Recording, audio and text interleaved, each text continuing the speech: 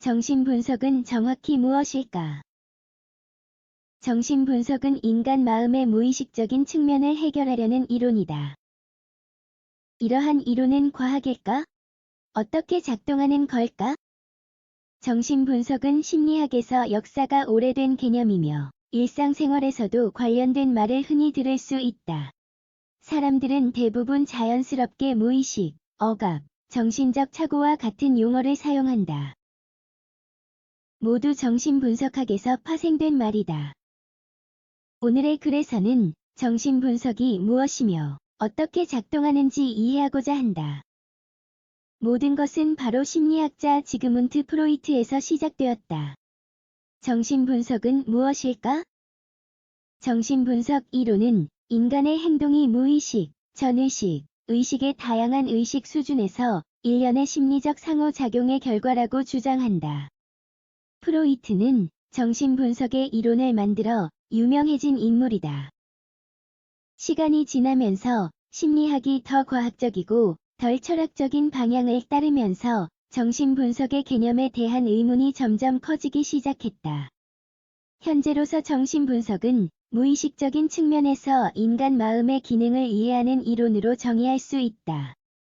실제로 심리학은 정신분석 이론과 따로 떨어져 있다. 하지만 정신분석의 많은 개념이 심리적 언어에 남아있으며 인간 사고의 일부 현상을 설명할 수 있다. 정신분석 이론은 특히 심리치료 분야에서 현대 심리학의 기원을 상징한다. 많은 심리학자가 정신분석을 치료로 활용하기를 선호하고 심지어 심리학 학위 취득과는 별도로 정신분석 치료사 교육을 받기도 한다. 정신분석은 어떻게 작동할까? 말은 정신분석 치료의 주된 자원이다. 매주 지속적인 세션을 진행하여 과거의 상황에 맞서 대화를 통해 환자에게 도움을 줄 수 있다. 어린 시절은 정신분석 세션에서 가장 강조되는 단계 중 하나이다. 또한 이러한 치료법의 기능에 대한 핵심은 사람들이 무의식적으로 억누르는 특정한 정보에 접근하는 것이다. 정신분석은 환자가 자신의 과거 경험을 각색하여 내면화하고 현재에 더 적절하게 반응할 방법이다. 프로이트에 따르면 정신기구에는 원초아, 자아, 초자아의 세 가지 사례가 있다. 원초아는 사람들의 타고난 욕망을 나타내고 초자아는 개인과 환경이 맺은 관계의 결과이다.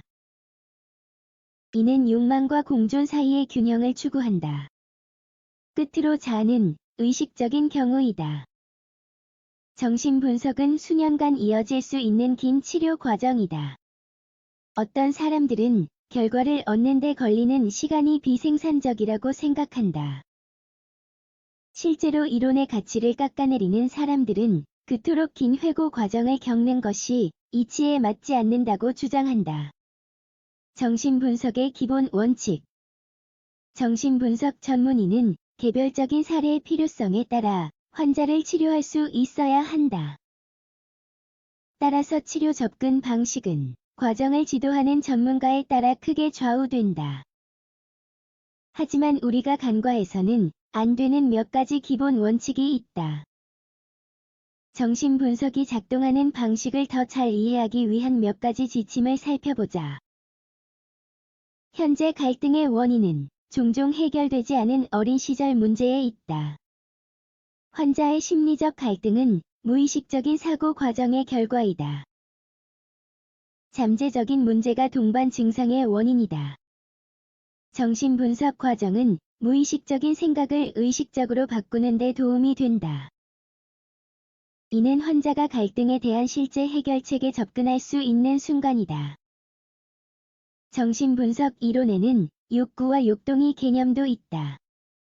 우선 욕구는 사람들의 강렬하고 통제할 수 없는 욕망을 의미한다.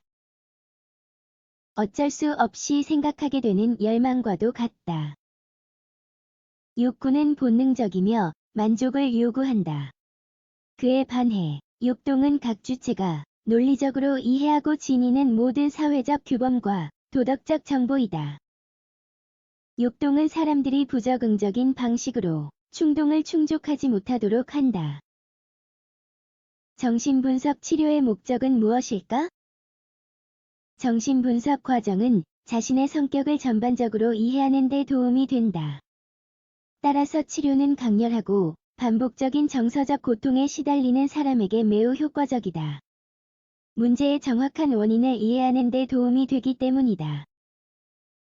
환자는 불편함의 근원을 찾을 수 있을 때 안도감을 느낀다. 불확실성을 없애는 효과는 치유력이 높다. 그에 반해 특정한 갈등에 대한 빠른 해결책이 필요한 사람에게는 정신분석 과정이 권장되지 않는다. 앞서 언급했듯이 지그문트 프로이트가 만든 이론은 성격의 무의식적인 측면에 중점을 두고 있다. 이는 단기적으로나 중기적으로 접근하기 쉽지 않다. 방어 기제는 빠른 결과에 주된 문제점이다. 프로이트는 사람이 불편한 현실에 직면하기 시작했을 때 주체를 보호하고자 마음속에서 일련의 심리적 현상이 발생했다는 것을 확립했다. 역설적으로 무의식의 방어 기제는 현실에 대한 접근을 방해하므로 해로운 영향을 미친다. 정신분석 이론에 대한 비판. 역사를 통틀어 정신분석 이론은 많은 가설의 효과가 입증되지 않아 심한 비판을 받아왔다. 다시 말해, 현재 갈등을 해결하고자 어린 시절로 돌아가는 것은 모든 사람이 아닌 일부에게 효과가 있는 방법이다. 보다시피 정신분석은 일화적인 치료 자원으로 여겨진다. 하지만 심리학 용어의 세계 안에서 정신분석 이론에서 파생된 단어와 용어는 상징적인 관점에서 볼 때 여전히 유효하다.